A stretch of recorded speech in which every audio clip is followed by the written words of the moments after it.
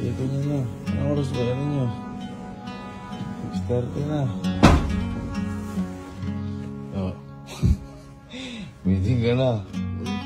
Alam mo, sipang nyo na. Pagitin nyo na. Ano?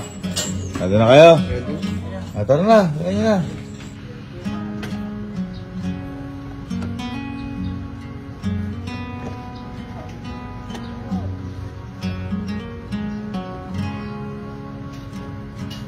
Ayaw kong umalis pa, kuya. Wow, bujo, plastic. Putak. Ano may nakabox? Magkain na eh. Ano? Parang mag-grocery nga kayo na na. Pakita nga. Pakita nga. Oh. Bang! Bumimili. Pero pagkain na, pati yung kipay, dala mo. Siyempre, bisa mo. Alit. Tino mo. Boy. Kompleto din. Wala yung tubigan ko. Paano mga kaibigan ko? Miss ko kayo. I used to be friends.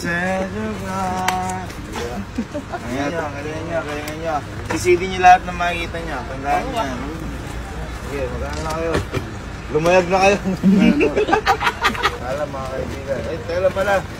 Baka may mga kailangan kayong bilhin doon. Diba binigyan ko kayong baon?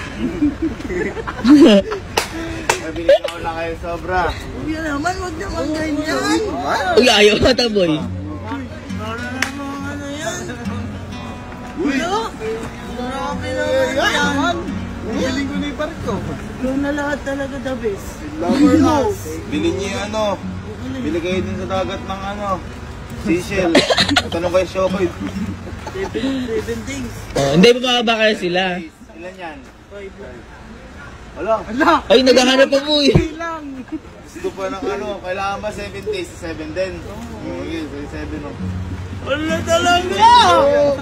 Grabe na talaga. Wag ka lang. Huwag na sumamba. Magbar na lang. You're solid na ito. Ingat. Pagkita ulit tayo sa after ng 7 araw. Paalam. Paalam. Sa susunod muli. Sige na. Para sa pangarap. Ito pa rin ang pangarap. At ayun, sa mga oras nga ito ay ligtas nang nakarating sila Caloocan at Factor sa mismong barkong sasakyan nila. Mensahe ko lang sa inyong tatlo, sulitin nyo bawat aral na matutunan nyo dyan at lahat na experience na mararanasan dyan ay baunin nyo habang buhay. Magpakasaya lang kayo dyan at magkita-kita tayo pagkatapos ng 7 araw. Lagi tandaan, proud na proud ako sa inyong tatlo. Mabuhay ang mga marino.